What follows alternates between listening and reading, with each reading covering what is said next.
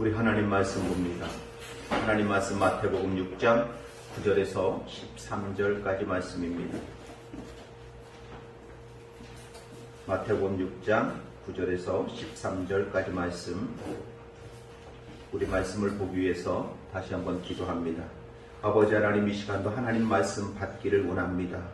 우리의 입으로 하나님의 말씀을 읽고 눈으로 또 귀로 하나님의 말씀을 읽을 때에 읽음의 행위로 끝나는 것이 아니라 우리의 마음속으로 읽혀지게 하여 주시고 또 새겨지게 하여 주시어서 잘 박힌 모처럼 하나님의 말씀이 우리의 중심이 되고 기준이 되어지고 우리를 다스려 하나님의 나라와 하나님의 사람들을 새롭게 하시는 역사가 저들 가운데 일어나게 하옵소서. 감사드리며 예수님의 이름으로 기도하옵나이다. 아멘. 그러므로 너희는 이렇게 기도하라. 하늘에 계신 우리 아버지여, 이름이 거룩히 여김을 받으시오며 나라가 임하시오며 뜻이 하늘에서 이루어진 것 같이 땅에서도 이루어지이다. 오늘 우리에게 일용할 양식을 주시옵고 우리가 우리에게 죄 지은 자를 사하여 준 것 같이 우리 죄를 사하여 주시옵고 우리를 시험에 들게 하지 마시옵고 다만 악에서 구하시옵소서. 나라와 권세와 영광이 아버지께 영원히 있사옵나이다. 아멘. 아멘. 예, 한 주도 수고하셨습니다.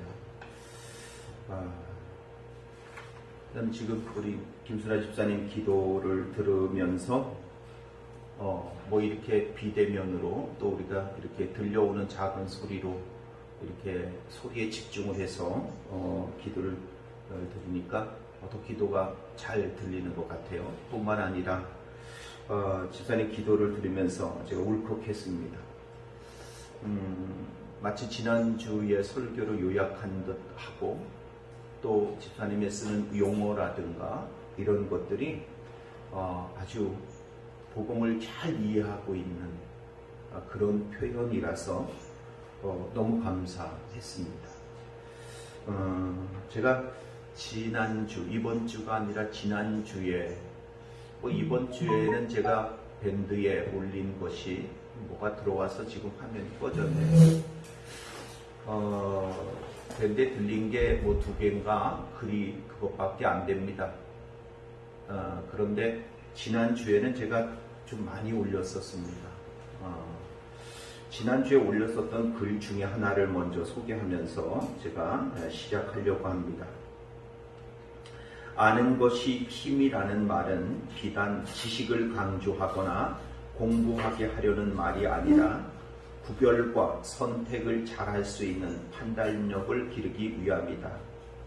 옳고 그름, 맞고 틀린 것, 가치 있는 것과 무가치한 것, 의미 있는 것과 무의미한 것, 남겨야 하는 것과 없애야 하는 것을 판단하기 위해 아는 것이 힘이다. 신앙도 마찬가지. 성경은 하나님의 자기 계시이다. 이것을 모르면 하나님인지 사탄인지 교회인지 세상인지 은혜인지 욕망인지 구분을 못하고 판단할 능력이 없다. 그러므로 성경을 공부하여 하나님을 아는 것이 교회 성도의 진정한 힘이다. 혼란스러운 세상을 보면서 또 특별히 교회들의 각각 다양한 많은 목소리들을 들으면서 그런 생각들을 했습니다. 우리는 그 미묘한 차이를 구분해내는 것이 미묘할수록 핵심이고 근본입니다. 근데 그 미묘한 차이를 구분해낼 수 있는 것이 힘이고 능력입니다. 그거는 공부를 하지 않으면 그 부분에 대해서 관심을 가지고 열심히 연구해보지 않으면 모릅니다. 그냥 되게 크게 묶어가지고서 그냥 이해를 해버리려면 그냥 다 이해가 되는데 그 안에 있는 아주 미세한 아주 작은 차이, 그 세밀한 차이를 올바로 알려면 아는 것이 힘입니다. 그래서 우리가 분명히 아는 것이 중요하죠. 집사님 기도 속에도 나왔지만 용어만 우리가 쓰는 것인지 용어의 정의와 의미를 정확하게 알고 쓰는 것인지는 엄청난 차이가 있습니다. 우리가 사람을 이해할 때 내가 만났던 경험되었던 사람들을 가지고서 인간은 이래, 인간은 저래 이렇게 아는 것과 프로이드가 말했었던 인간에 대한 이해를 가지고 이해하는 것과는 엄청난 차이가 있습니다. 사회를 우리가 경험하고 있는 사회 직장 생활을 하거나 사회 생활을 하면서 경험했었던 사회를 가지고 이해하는 것과 사회학의 대가였었던 마르크스가 사회를 분석하고 이야기하는 것의 이론을 가지고 하는 것과는 엄청난 차이가 있습니다. 그렇다고 해서 우리가 그 모든 것들을 다 공부를 해서 다 알으라는 이야기가 아니라 적어도 우리가 관심을 가지고 있는 것에 대하여서는 그렇게 알아봐야 된다는 이야기고, 또 그렇게 알아야 많은 사람들의 선전선동이나 회유에 우리가 함부로 넘어가지 않을 수 있다는 말입니다. 세상을 다스리는 힘, 세상이 돌아가는 원리가 무엇인지를 아는 것과 또 하나님의 나라의 힘, 하나님의 나라의 원리가 무엇인지를 아는 것은 그래서 중요합니다. 모르면 분별도 없고 우리가 구분도 못하기 때문입니다. 지금 한국 교회 속에는 참 소리가 많습니다. 그래서 너무 다양한 소리들이 많다 보니까 누가 진짜 옳은 말인지 누가 틀린 말인지를 구분해내기조차 어렵습니다. 그 말도 맞는 것 같고 저 말도 맞는 것 같고 이렇게 해도 되는 것 같고 저렇게 해도 되는 것 같고 라고 하는 것이 그야말로 난잡하게 아주 시끄럽고 복잡하게 주의와 주장들이 난무하다 보니까 도대체 어느 게 진짜인지 모릅니다. 그래서 성도들은 헷갈릴 것 같아요. 내 안에 그것에 대한 내용이 정확하게 구분하고 분별해낼 수 있는 그러한 지식, 또 그러한 내용이 우리 속에 없으면 적어도 내가 가지고 있는 신앙이라고 하는 것에 대한 중심과 기본이 정확하게 세워져 있지 않으면 그런 소리를 들으면서 여기서 저렇게 말하던데 저기서 저렇게 말하던데 라고 하는 것들에 그냥 쓸려다니고 끌려다니면서 목사님이 말하는 게 그게 맞아? 저기서는 저렇게도 말하는데 라고 언제든지 넘어질 수 있는 가능성이 아주 많은 그런 시절입니다. 우리는 그런 시절을 살고 있습니다. 그래서 우리에게 분명한 하나님의 계시 또 하나님의 말씀을 기본으로 한 그것을 기준으로 한 그런 그 하나님에 대하여 또 복음에 대하여 우리가 정확하게 알고 있는 것이 중요합니다.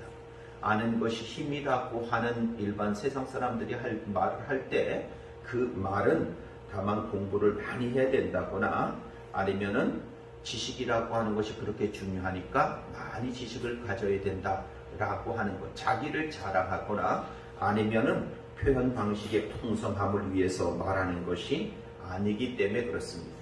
그렇게 많이 알고 있어도 지식을 알고 있어도 그 의미가 뭔지 그 정의가 뭔지 정확하게 알지 못하면 그런 용어를 쓰고 있고 그렇게 말은 하지만 그 사람의 삶이나 인격과는 아무런 상관이 없는 것들이 너무 많기 때문에 그렇습니다. 신앙도 마찬가지입니다. 신앙적 표현을 쓰고 용어를 쓰고 있는데 그 정의와 의미는 모르고 사용하는 이들이 너무 많기 때문에 그렇습니다. 그래서 여기서 이런 소리하고 저기서 저런 소리하고 많은 소리가 들릴 때 그 정의를 정확하게 성경적인 정의와 의미로 쓰고 있는지 아닌지를 우리는 구분을 해야 됩니다. 처음부터 우리가 사단의 모양이 붉은색에다가 뿔이 난 모습으로 오면 누가 보더라도 사단인 줄 알겠죠. 그런데 사단을 찾아내기가 참 힘든 것은 광명한 천사의 모습으로 왔기 때문이라고 하는 거잖아요. 마찬가지예요. 세상을 분별해내는 것, 복음이라고 하는 것이 맞는지 틀리는지도 분별해내기 위해서는 그렇게 비슷해 보이는데 아주 중요한, 아주 세밀한 핵심적인 그러한 내용들의 잘못된 것을 알아야 되는 것입니다. 두리뭉실하게 그냥 알고 있으면 다 맞는 말 같아요. 다 옳은 말 같아요. 요새는 페이스북이라든가 아니면은 그 유튜브에 설교들이 엄청나게 많이 뜹니다. 뭐 말도 못하게 많이 뜨죠. 왜냐하면 자기 교회에서 이렇게 녹화했었던 거, 또 이게 예배했었던 실황들을 다 그렇게 유튜브로 올리게 되고, 밴드에도 띄우기, 페이스북에도 올리기 때문에 그래요. 저는 그걸 조심스럽게 혹시나 한 번쯤 페이스북에 올려봤는데 중간 가면 끊기더만요. 예, 소리가 안 나오고 끊겨버리고, 그러다 조금 더 가면 또 영상도 또 끊겨버리고, 뭐 그래요. 저는 뭐 그거를 사람들한테 다 들려주려고 하는 것이 아니기 때문에 상관이 없어요. 그거를 기록으로 남기려고 그냥 한두 번쯤 올려본 것이기 때문에 그렇습니다. 우리는 유튜브에 올리지 않아요. 그렇지만 많이 올라와요. 그래서 가끔 가다가 제가 들어봅니다. 이 사람 것도 저 사람 것도 한번 들어보면 이거 참 위험스럽구나 라는 것이 참 많습니다. 너무 많아요. 그런 것들을 보면서 그리 생각했던 것입니다. 우리는 하나님의 말씀을 진짜 정확하게 분명하게 우리가 공부를 해서 하나님을 아는 지식에서 충만해가는 우리 윤용교회 가족들이 되어줄 수 있기를 바랍니다. 우리는 계속해서 주기도문을 강해하고 있습니다. 그리고 우리는 이제 뜻이 하늘에서 이루어진 것 같이 땅에서도 이루어지이다 까지 하면 소위 첫 번째 청원이었던 것, 주님의 청원이죠. 예, 그 주님의 청원, 우리의 청원과 주님의 청원이 있는데 그 청원이 이제 끝나게 됩니다. 마지막 오늘 뜻이 하늘에서 이루어진 것 같이 땅에서도 이루어지이다. 우리는 두 주에 걸쳐서 나라가 임하옵시며 라고 하는 말씀을 받고, 오늘 이제 마지막 그 나라가 임하옵시며의 결론이기도 하고 나라가 임해야 되는 이유이기도 한 이 뜻이 하늘에서 이룬 것 같이 땅에서도 이루어지이다 라고 하는 부분을 마지막으로 우리가 정리하도록 하겠습니다. 먼저 우리가 본문을 보면 마태복음 판에는 뜻이 하늘에서 이룬 것 같이 땅에서도 이루어지게 하옵소서 라고 되어 있지만 누가복음 판에는 그것이 없죠. 어디까지만 있습니까? 나라가 임하게 하시오며 까지만 있습니다. 그런데 다른 고대 사본들 속에서는 누가복음판입니다. 마태복음판은 똑같고요. 누가복음판에는 임하게 하시오며 라고 하는 부분에 첨언되어 있는 것이 있습니다. 뜻이 하늘에서 이루어진 것 같이 땅에서도 이루어지게 하옵소서 라고 하는 것이 다른 사본들에게는 이 누가복음판에도 이것이 있습니다. 이것을 그대로 가지고 있는 그런 누가복음의 다른 사본들이 있다는 것도 우리가 알아두시면 좋겠습니다. 자, 우리가 지난주의 말씀을 정리하면서 오늘 말씀으로 돌아갑니다. 지난주 우리는 하나님의 나라가 임하옵시며 라고 하는 것은 하나님의 나라가 이미 왔다 라고 했죠. 그래서 그 이미 왔다는 것을 우리가 설명하기 위해서 앵기조라고 하는 단어와 문법을 봤다는 말이죠. 그래서 우리는 하나님의 나라가 이미 왔다는 뜻이었다 그랬습니다. 어디에 와 있다 그랬습니까? 어디에 왔습니까? 우리 안에, 우리 가운데 왔다라고 했습니다. 자, 주기도문을, 그래서 우리는 주기도문에 있는 동사를 봤죠. 주기도문의 동사는 전체 다 뭐라 그랬어요?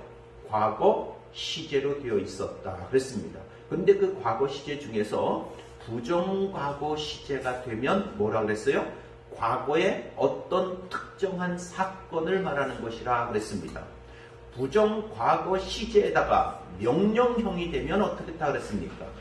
부정과거 명령형이 되어버리면 그 문법은 과거와 현재와 미래를 다 포함하는 것입니다. 그래서 종말론적인 의미를 가지고 있습니다. 이게 문법 속에 있는 비밀한 표현입니다. 자, 그래서 우리는 그렇게 그 문법 속에 있는 그 하나님의 나라가 임하여진 뜻이 무엇인지를 봤습니다. 그래서 우리는 이미, 그러나 아직이라고 하는 원리 속에 있다 그랬습니다. 우리 교회는 이미와 아직 그 사이에 있습니다. 이미 과거에 이루어졌습니다. 그리고 아직 완성된 것은 아닙니다. 그 사이에 우리는 있는데 이미와 아직 사이에 있는 교회의 현실은 뭐라 그랬어요? 환난이고 핍박이고 고난이라 그랬습니다. 그래서 교회가 해야 되는 일은 뭐라 그랬어요? 참음이고 인내라고 했습니다. 그 과정을 인내해내야 되고 그 과정을 살아내야 됩니다. 이미 하나님의 나라가 임했습니다. 그리고 임하고 있으며 임할 것입니다. 이것이 부정과거 명령형으로 쓰여져 있는 뜻입니다. 이미 임했고 또 임하고 있으며 또 임할 것입니다. 자, 그런데 우리는 그 임의와 아직의 긴장 사이에서 교회는 환난이라는 고난이라고 하는 핍박이라고 하는 현실을 살아내고 있다고 하는 것입니다. 그래서 오래 참음이 있어야 되고 인내해야 되는 것이 이 땅을 살고 있는 성도들의 현실이라고 했습니다. 우리는 그래서 그 참음에 동참을 해야 되는 것입니다. 자, 그 같은 맥락에서 뜻이 하늘에서 이룬 것 같이 땅에서도 이루어지이다 라고 지금 기도를 하는 거죠. 하나님의 뜻이 무엇입니까? 여기에서 하나님의 뜻에 대한 주제도 그 내용이 엄청나게 많습니다. 그리고 우리가 서점에 나가보면 하나님의 뜻에 대한 주제를 가지고 나와 있는 책들도 아주 많습니다. 성도들은 하나님의 뜻을 알고 싶어 합니다. 그런데 하나님의 뜻을 어떻게 이해를 합니까? 하나님의 뜻을 단순히 어느 지역으로 이사를 가고 어느 대학을 가고 누구와 결혼을 하고 하다못해 술을 마실까 말까 뿐만 아니라 주일에 교회를 가야 되는지 놀러 가야 되는지까지 하나님의 뜻을 알고자 합니다. 그러나 이것은 습관적 신앙의 형태일 뿐입니다. 성경에서는 하나님의 뜻에 대하여 무엇이라고 할까요?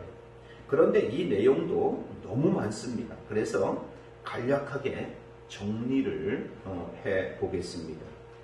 뜻이라고 하는 것, 이 하나님의 뜻이 하늘에서라고 할 때 그 뜻이라고 하는 것이 텔레마라는 단어입니다. 이 텔레마라는 단어는 뜻 또는 의도, 의향이라고 하는 뜻을 가지고 있는데 이 텔레마는 텔로라고 하는 바라다, 소원하다라고 하는 단어에서 유래가 됐습니다. 본래는 그래서 소원 또는 목적 또는 인간이 가지고 있는 욕망, 모든 욕망, 이 생리적인 욕망까지도 이 욕망에 대한 것을 품고 있는 말입니다. 그래서 욕망이라고 표현될 때도 있고 또 왕에게로 가면 왕의 의지라고 하는 것이고 한 개인에게로 가면 자의 의지라고 하는 것으로도 쓰여지는 단어입니다. 먼저 하나님의 뜻이라고 할 때 뜻은 의지요, 계획이요, 결정이요, 마음으로 다르게도 표현할 수가 있습니다. 그리고 하나님의 뜻, 하나님의 의지, 하나님의 계획, 하나님의 결정, 하나님의 마음은 하나님의 감추어진 계획과 율법 속에 나타난 교리적인, 다시 말하면 계명인 것입니다. 그 계명이 하나님의 의지입니다. 그러니까 하나님의 뜻은 크게 두 가지로 나눌 수 있는데 첫 번째는 하나님은 만물을 주관하시며 만물을 주관하시며 자신이 보기에 좋은 대로 목적을 향해서 이끌어 가시는 하나님의 은밀한 뜻입니다.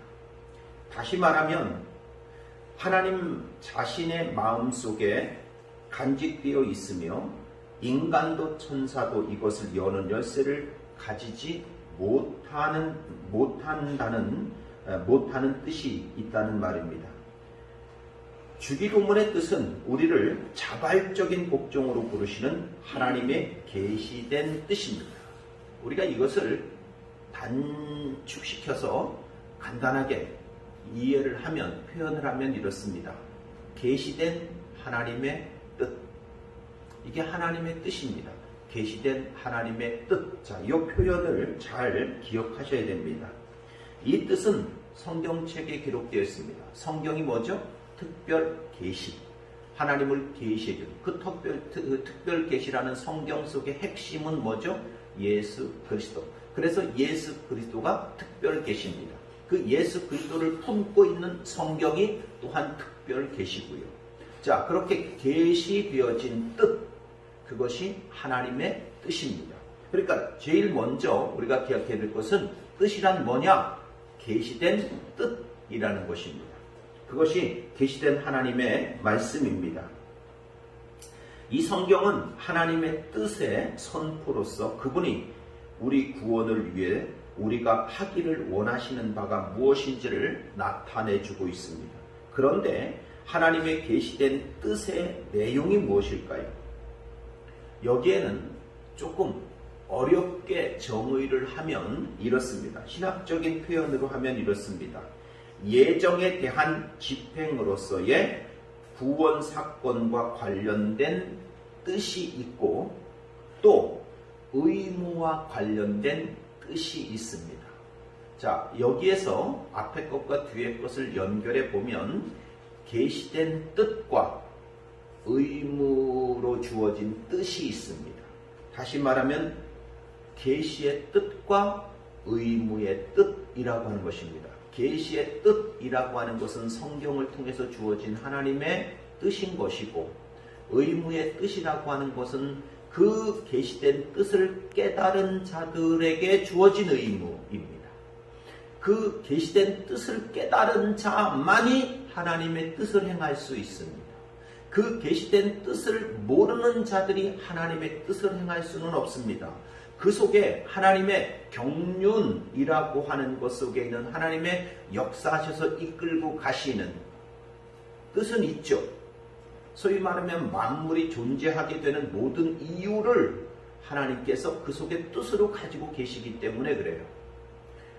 예수님이 잡히실 때에 또 예수님께서 예루살렘 입성하실 때에 호산나 다윗의 찬송이요 라고 하면서 종려나무 가지를 흔들어 쏟던 그들, 예수님을 붙잡아서 심판하실 때에 쓰임받았던 그들, 예수님을 십자가에 못 박았을 때 쓰임받았던 바로 그 군인들, 그들은 자기들이 무슨 일을 하는지도 모르면서 다 그런 일을 하고 있기 때문에 그렇게 하나님이 그 구원의 사건 속에서 하나님이 그렇게 쓰이는 자들, 그렇게 쓰임받았다고 해서 그들이 다 구원받은 자요, 그들이 다 교회는 아닌 것입니다.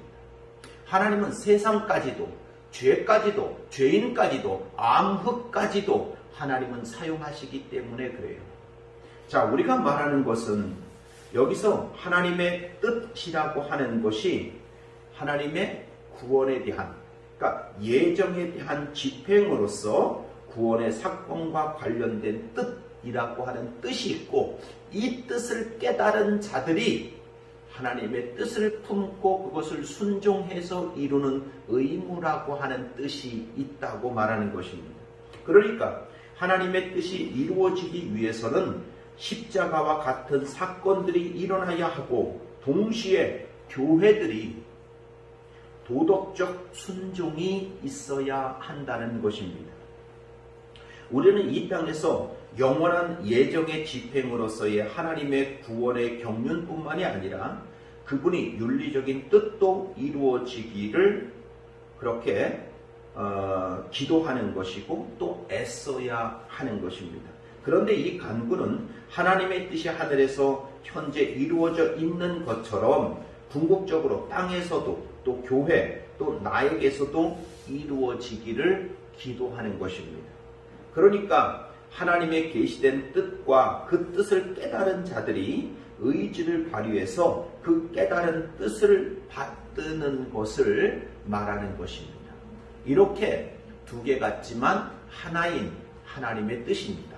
자, 하나님의 뜻 이퀄 계시하신 뜻 더하기 교회들의 순종과 의무를 말하는 것입니다. 이게 하나님의 뜻이에요. 그러니까 하나님의 뜻 그럴 때 이 두 가지가 다 포함되어 있는 것입니다. 계시된 뜻과 교회들이 그 계시된 뜻을 깨달은 자들이 순종과 의무로 갖게 되어진 뜻, 이것을 둘 다 하나님의 뜻이라고 말하는 것입니다. 계시된 하나님의 뜻을 깨닫지 못한 자가 순종과 의무로서의 하나님의 뜻을 행할 수가 없겠죠. 계시된 하나님의 뜻을 풍성하게 깨달을수록 우리는 하나님의 의무, 순종으로서 갖게 된 뜻을 온전히 이룰 수가 있는 것입니다. 자, 그러니까 하나님의 계시된 뜻을 몰라도 우리가 하나님의 뜻대로 살겠지라고 하면 안 되죠. 그럼 우리가 뭐에 대한 열심을 가져야 되겠죠? 하나님의 계시된 뜻에 대한 열심을 가져야 되겠죠.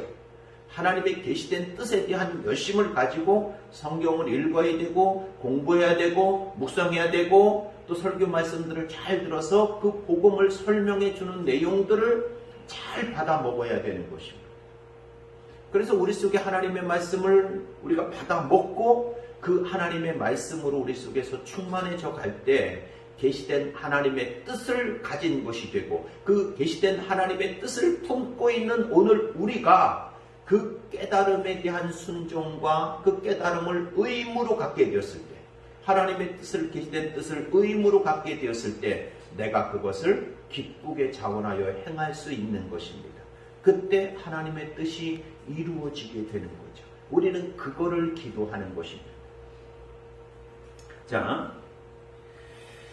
여기에서 우리가 중요한 개념이니까 우리 입으로 한번 같이 해봤으면 좋겠습니다. 우리 같이 한번 다 같이 따라해 보시기 바랍니다. 하나님의 계시된 뜻과 그 뜻을 받드는 것입니다. 예, 하나님의 뜻이 무엇입니까? 라고 말할 때 바로 이렇게 딱 개념을 정의해 놓으시면 됩니다. 하나님의 계시된 뜻과 그 뜻을 받드는 것입니다. 하나님의 계시된 뜻과 그 뜻을 받드는 것입니다. 하나님의 계시된 뜻과 그 뜻을 받드는 것입니다. 이게 하나님의 뜻이라고 할 때 명제처럼 딱 정의되어진 것입니다. 이것만 우리가 딱 가지고 있고 그 의미가 무엇인지만 말씀을 기억하면서 다시 한번 생각하면 하나님의 뜻이 무엇인지 우리가 오해하지 않습니다. 자, 그렇게 하나님의 뜻에 대해서 우리가 정확하게 알고 계시기 바랍니다. 그런데 하나님의 계시된 뜻을 깨달은 자들이 주일에 여행과 예배를 선택할 수 있다면 무엇을 선택하겠습니까? 자, 계시된 하나님의 뜻을 깨달았습니다. 계시된 하나님의 뜻이 무엇인지를 분명히 알았습니다. 계시된 하나님의 뜻을 알고 있는 내가 오늘 주일날 여행을 갈까 예배를 드릴까를 선택할 수 있다면 무엇을 선택하겠습니까?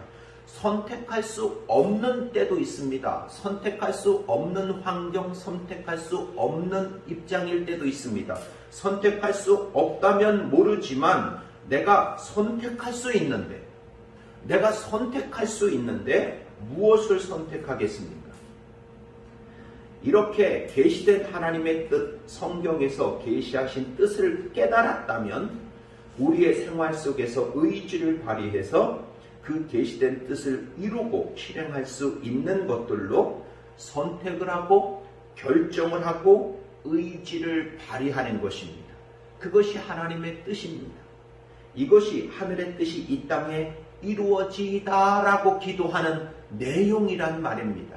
그런데 계시된 하나님의 뜻에 대한 내용을 안다고 하면서 우리는 계시된 하나님의 뜻이 그 깨달은 뜻을 순종하여 행하고자 하는 마음이 우리 속에서 안 일어난다면 오늘 우리는 주기도문을 하면서 그 주기도문의 뜻이 무엇인지 모른다는 뜻입니다. 그러니까 뜻이 하늘에서 이룬 것 같이 땅에서도 이루어지다라고 주문을 외우거나 아니면 그것을 그렇게 마치 반복해서 형식적으로 그렇게 말하는 것밖에 안 되는 거죠. 그 뜻이 뭔지 모르는 겁니다. 그래서 우리가 주기도문의 말씀들을 올바로 알았다면 계시된 하나님의 뜻과 그렇게 깨달은 하나님의 뜻을 행하고자 하는 우리들의 결정과 선택과 의지를 발휘할 수 있어야 된다고 하는 것입니다. 이것이 바로 뜻이 하늘에서 이룬 것 같이 땅에서도 이루어지이다라고 기도하는 것입니다. 그렇게 기도는 하는데 그게 뭔지 모르기 때문에 못하는 겁니다. 우리가 사도신경도 마찬가지로 공교회 열심히 하는데 공교회 뭔지 교회 속에서 하나도 작동하지 않아요. 하나도 교회 속에서 작동하지 않는 것은 그 의미가 뭔지 모르기 때문에 그렇습니다. 그들 지금 뭐 하고 있는 거예요? 방언하고 있는 거예요. 그들 지금 뭐 하고 있는 거예요? 주술하고 있는 거예요. 그 뭐죠? 이렇게 외우는 걸 뭐라 그래요? 연불 외우고 있는 거예요, 지금요. 주기도문이든지 사도신경이든지 그거 다 지금 연불 외우고 있는 거지. 왜요? 그 말은 쓰고 있는데 그 말은 달달달 외워가지고서 잘도 하고 있는데 그 의미를 모르니까 그것이 우리 속에서 신앙의 모습으로 작동되지 않는 것입니다. 나타나지 않는 거예요. 이게 습관화되어진, 이것이 그냥 그렇게 굳어져 버린 이런 것들이 아무것도 아닌 그런 신앙생활이 되면 안 된다는 것입니다. 자, 그러니까 서울대를 가야 할지 연대를 가야 할지 기도한다고 하나님이 그것을 가르쳐 주는 것이 아니라 계시된 하나님의 뜻을 위하여 어디가 좋은지를 선택하고 결정하고 의지를 발휘하면 되는 것입니다.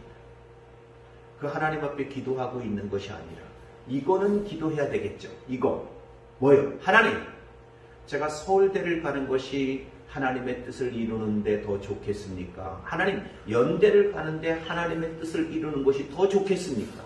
제가 깨달은 그 계시된 하나님의 뜻, 그것을 이루기 위해서, 그것을 순종하기 위해서, 그렇게 살기 위해서 하나님, 제가 어디를 가는 게 좋을까요? 를 기도할 수는 있겠죠. 그런데 그것도 없이 하나님, 내가 서울대를 갈까요? 연대를 갈까요? 하나님이 가르쳐 주시는 대로 가겠습니다. 이러고 있다면 그건 자기의 욕망을, 자기의 선택을, 지금 선택장애가 온 거죠. 그거를 해결해 달라고 하는 것밖에 안 된다는 뜻입니다. 결혼도 마찬가지입니다. 이 사람하고 할까요? 저 사람하고 할까요? 그렇게 하나님에게 묻기 전에 그 계시된 하나님의 뜻을 잘 감당하고 이루어 나갈 사람이 누구인지를 먼저 생각해야 된다는 것입니다. 혹 불신자라면 복음을 전해보는 과정을 거치고 믿음의 아름다운 가정을 함께 이루는 뜻에 합의할 수 있다면 하는 것입니다. 불신자라도 말이죠. 그래서 불신자라도 그에게 복음을 전해보고 그가 복음을 받아들이고 또는 그렇게 믿음의 가정이라고 하는 목표를 두고 함께 그것을 만들어 보겠다라고 하면 괜찮겠죠.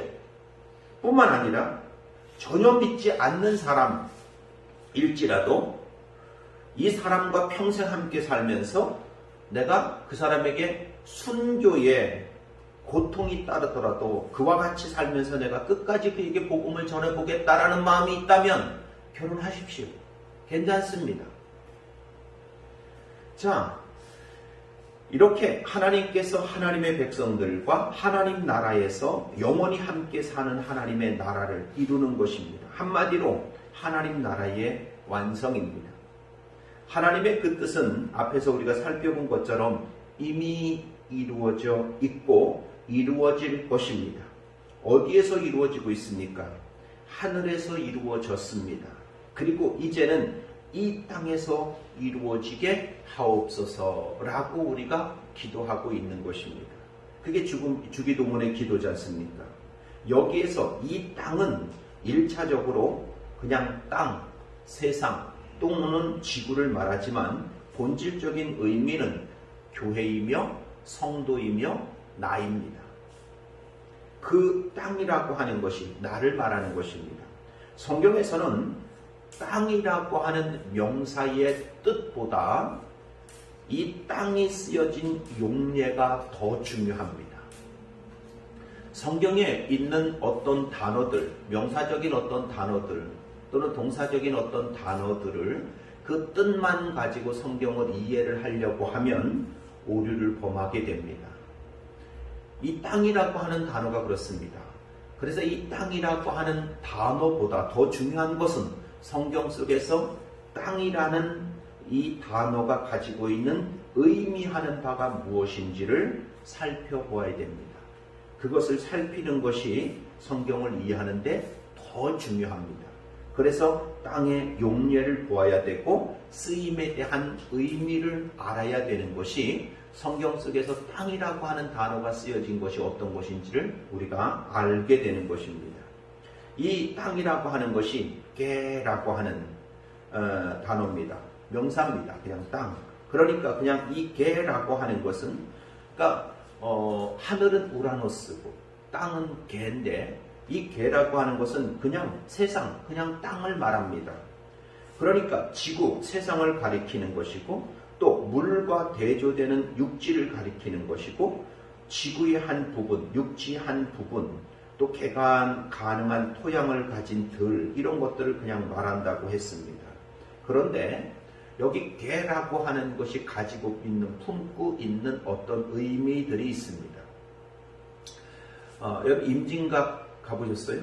임진각의 평화의 공원 가보셨습니까? 임진각 평화의 공원에 가보면 사람 조형물이 있는데 사람 조형물이 어떻게 되어 있는지 기억나시나요? 어떻게 되어 있죠? 땅에서부터 사람이 조금씩 올라와서 땅을 걷게 되는 조형물이 여러 개가 쭉 나열되어 있죠. 땅에서 사람이 나옵니다. 머리부터 몸부터 이렇게 사람이 나오는 조형물이 여러 개로 구분이 되어 가지고 여러 개가 쭉 나와 있어서 나중에 땅을 걷는 모습으로 오죠.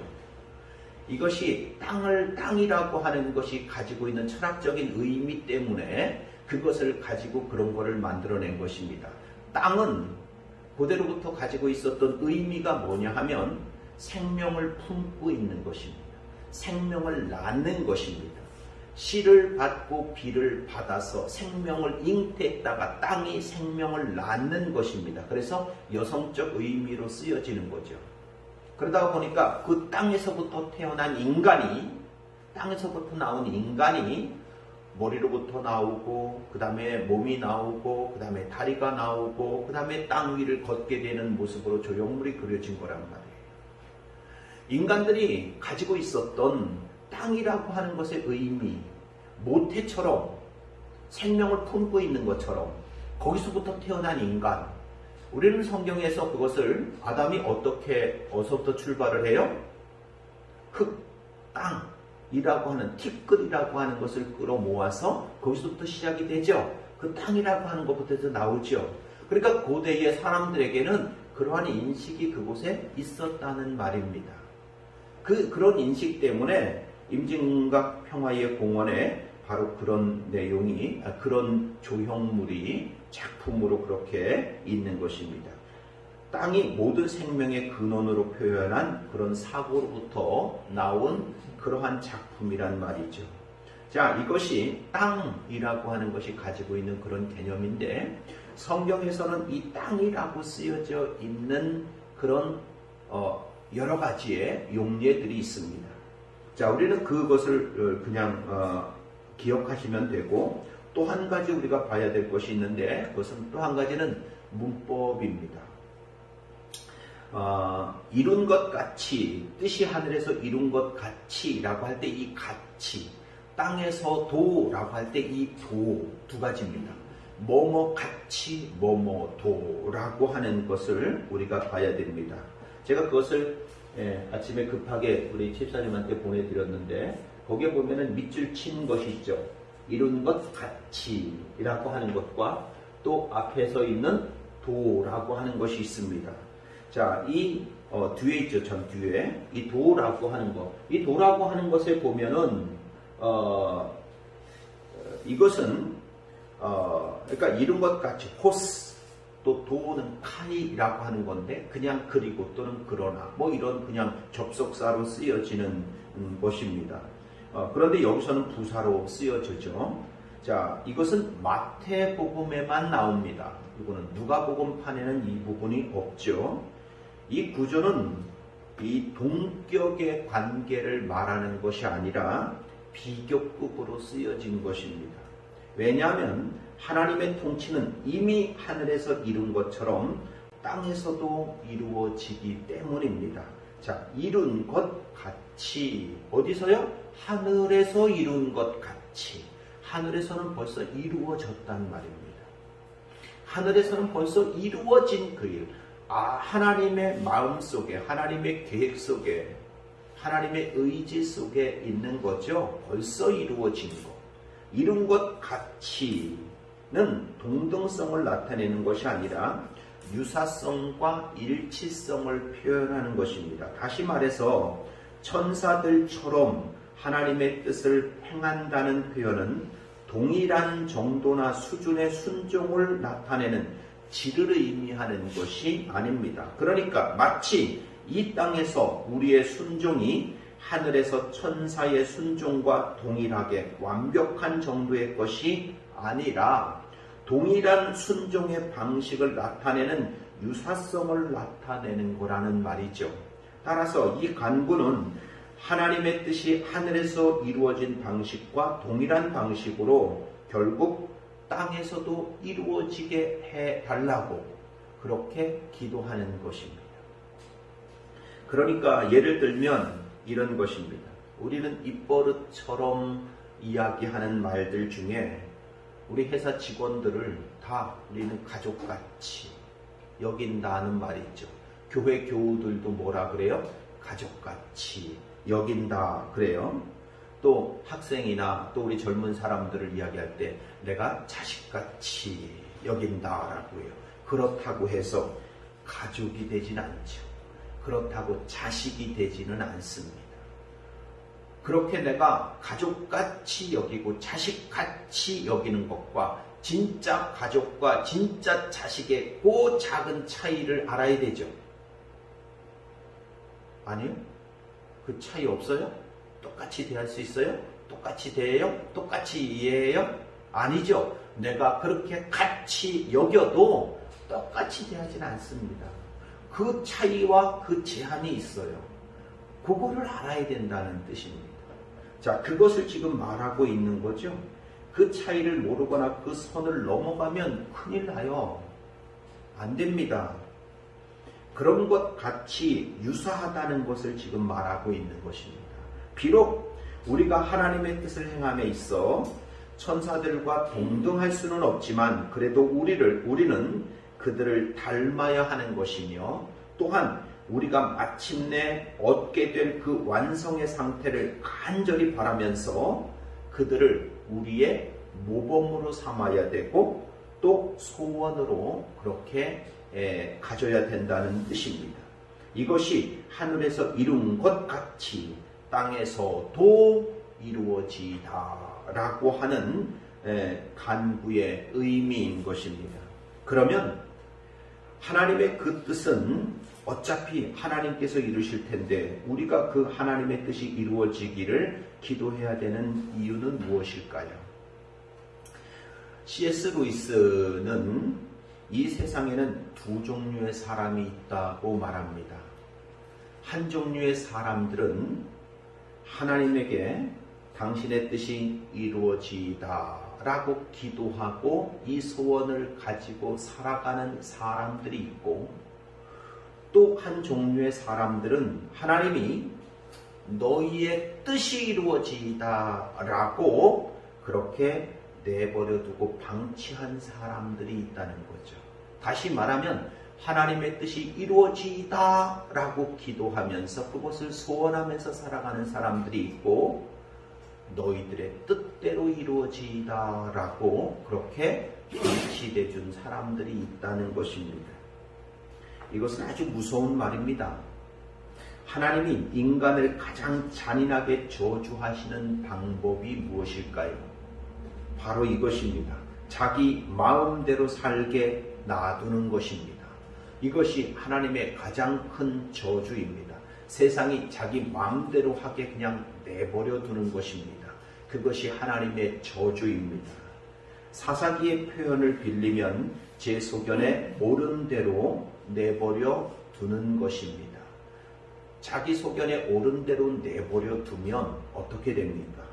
자, 로마서 1장 24절. 그러므로 하나님께서는 사람들이 마음의 욕정대로 하도록 더러움에 그대로 내버려 두시니 서로의 몸을 욕되게 하느니라. 예, 사람의 마음 자체가 뭐라 그랬어요? 탐심이죠. 욕망이죠. 자, 그래서 네 맘대로 해라고 내버려 두면 그 속에서 나올 수 있는 것은 뭐겠어요? 온갖 탐심들이고 온갖 정욕들이겠죠. 그런 것밖에 생산될 것이 없어요. 그렇게 내버려 두면. 자, 로마서 1장 28절 32절. 사람들이 하나님을 인정하기를 싫어함으로. 이게 전제예요. 자, 전제되는 것이 뭐예요? 사람들이 하나님을 인정하기를 싫어해요. 내 인생에 관여하지 마세요. 하나님 없어. 하나님이라고 하는 존재를 일단 부정해요. 그 인간들 속에서 나오는 것이 뭘까요? 하나님께서는 사람들을 해서는 안 될 일을 하게 타락한 마음 자리에 내버려 두셨습니다. 사람들은 온갖 불의와 악행과 탐욕과 악의로 가득 차 있으며 시기와 살의와 분쟁과 시기와 적의로 가득 차 있으며 수군거리는 자요, 중상하는 자요, 하나님을 미워하는 자요, 불손한 자요, 오만한 자요, 자랑하는 자요, 악을 꾸미는 모략꾼이요, 부모를 거역하는 자요, 우매한 자요, 신의가 없는 자요, 무정한 자요, 무자비한 자입니다. 그들은 이 같은 일을 하는 자들은 죽어야 마땅하다는 하나님의 공정한 법도를 알면서도 자기들만 이런 일을 하는 것이 아니라 이런 일을 저지르는 사람을 두둔하기까지 합니다. 자, 전제됐던 내용이 뭐라 그랬어요? 하나님 인정하기를 싫어함으로 하나님을 부정하는 인간들, 제 소견에 옳은 대로 하는 인간들, 하나님이 내 뜻대로 되라, 내 마음대로 살아라 라고 내버려두고 방치된 이들이 만드는 세상은 온갖 이러한 세상이고 이러한 모습들만 득실을 거리는 그런 세상이라고 하는 것입니다. 부모가 자식을 키우면서 간혹 어느 순간 그 자식을 포기할 때가 있습니다.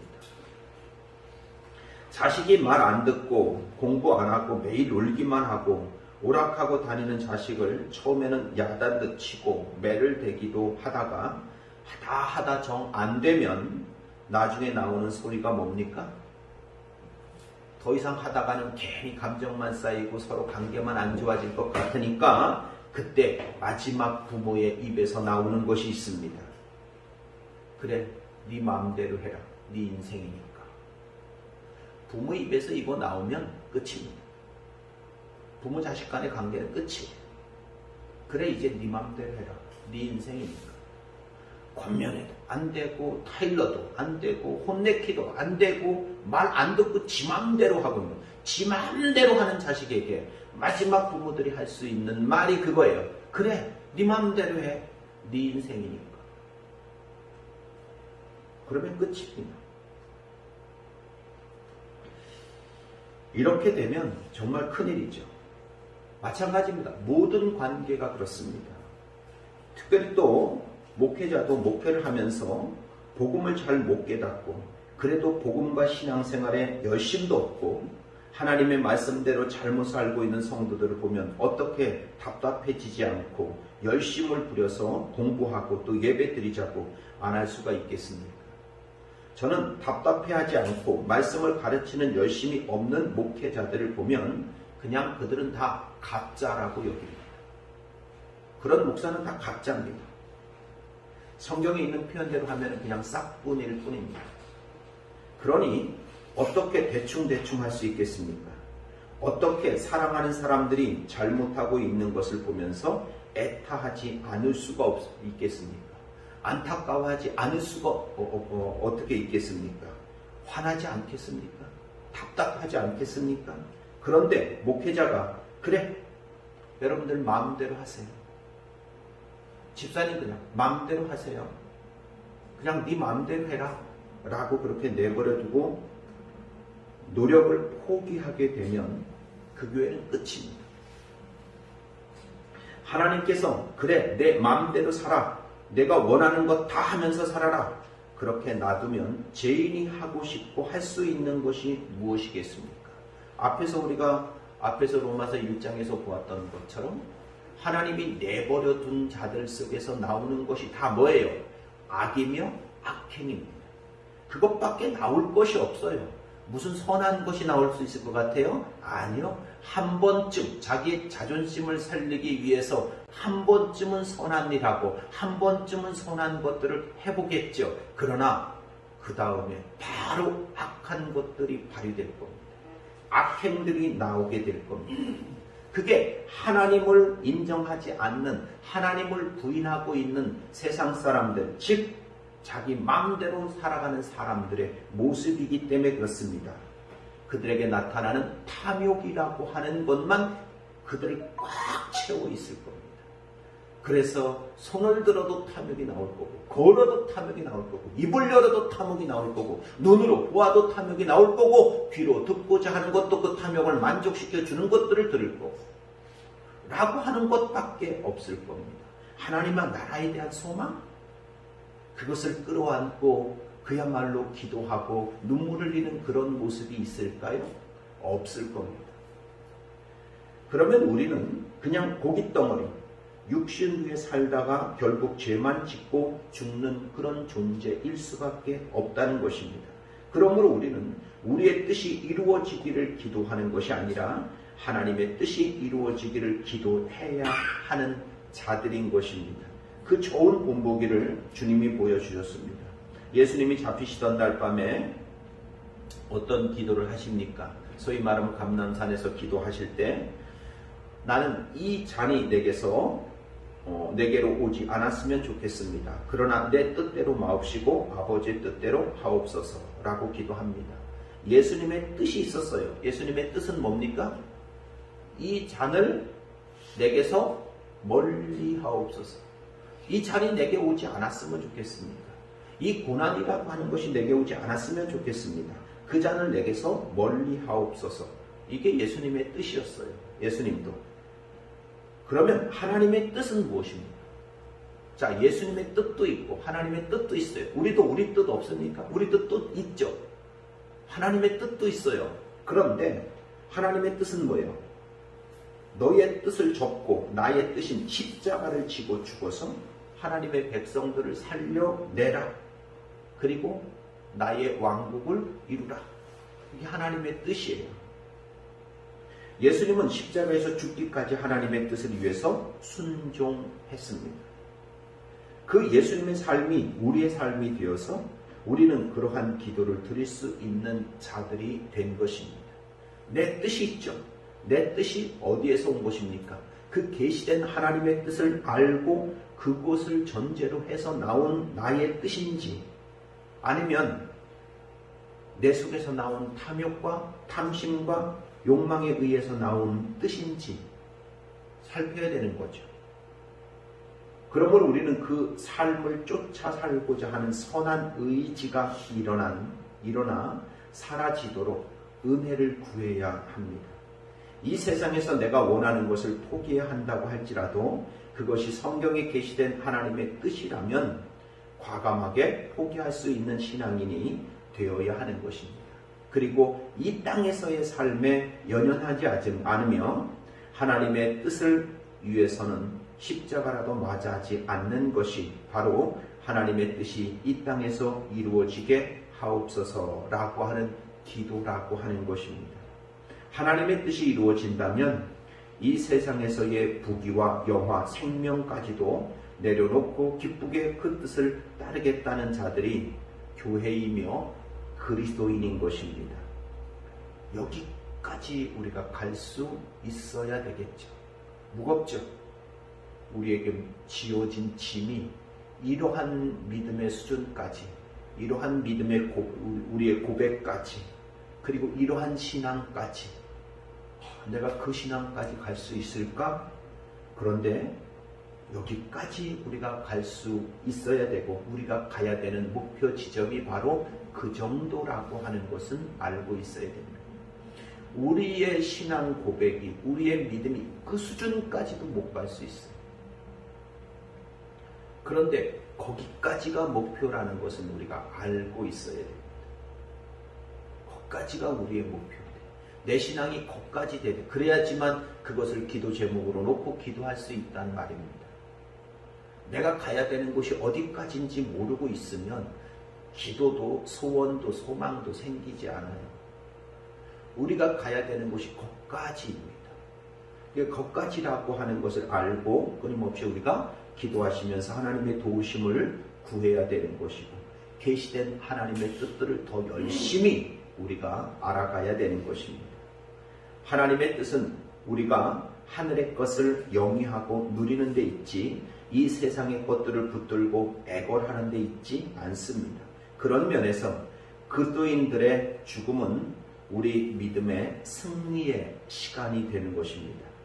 그리스도인들의 죽음은 하나님 한 분만 붙들기 위해서 이 땅의 모든 것을 놓는 최종적인 순간이기 때문에 그렇습니다.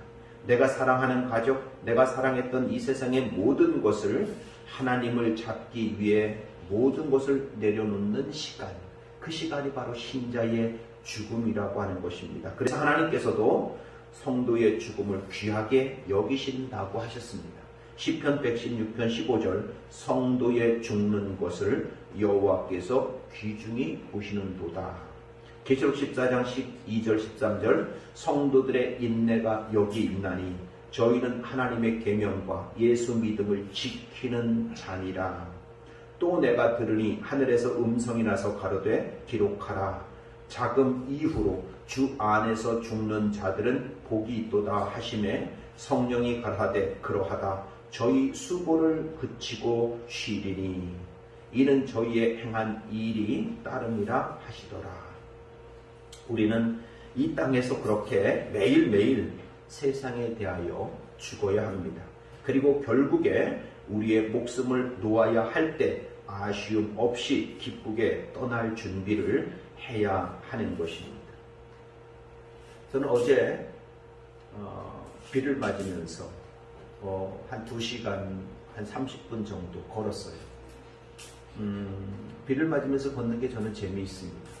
처음에는 막 땀이 나가지고서 막 피곤해 하다가도 비를 흠뻑 맞으면 그냥 그 피곤이 싹 사라져 버려요. 그래서 걷다가 마포를 지나면서, 그리고 마포교회에 우리 꺼벙이 목사가 있는데 그 같이 저녁이라도 먹으려고 전화를 했어요. 전화를 했더니 목사님 나 지금 집에 왔습니다. 아산병원 좀 가야 돼서 지금 옷 갈아입으려고 왔습니다. 왜 그러냐 그랬더니 친구 목사가 죽었대요. 몇 살인데 54명. 지난달에도 하나 죽었는데 올해 또 죽었대요. 심장마비로 죽었답니다. 근데 얘기를 듣다 보니까 나도 아는 사람이에요. 청소년 사역이라고, 다음 세대의 사역이라고 유명한 김세연 목사라고 하는 친구입니다. 근데 그게 이제 우리 김선태 목사 친구인데 죽었대요. 지난달에도 그랬는데 이번에 또 그랬대요. 게다가 또 이번 주에는 제가 아는 분 중에 우리 코미디언 출신의 신소걸 목사님이라고 있습니다. 그분하고 만나서 밥도 먹고 얘기를 같이 하고 늘 그랬던 분인데 또 그분도 또 코로나19로 광화문 광장 나갔다가 돌아가셨어요. 또 그 전에는 또 김홍도 목사님, 금난교회. 제가 그래도 알고 늘 얘기도 했었고 같이 그렇게 만났던 분들인데 그렇고 그렇게 언제 갈지 모르죠. 54살이면은 뭐 그야말로 펄펄 뛸 때 아닙니까? 그런데 뭐 심장마비 또 뭐예요 갑자기? 네, 그렇게 또 그 전에 간 우리 꺼봉이 목사 친구는 또 암이었대요. 결국은 그 14살밖에 안 됐는데 그걸 극복하지 못하고 이기지 못하고 이제 그랬던 거죠.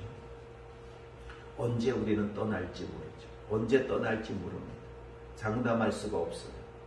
자, 그렇게 언제 떠날지 모르지만 그렇게 떠날 때 후회하지 않고 내가 좀 더 열심히 할 거야. 여러분, 저 우리가 몸져 눕기만 해도 이제 내가 더 이상 이 침상에서 못 일어날 것 같다라고 느낄 때만 해도 후회가 막 밀려오죠. 열심히 살 걸, 더 열심히 충성할 걸, 세상 것 쫓아다니는 열심, 그것보다 내가 하나님에 대한 열심을 더 가질 걸. 이라고 하는 것이 막 밀려올 겁니다.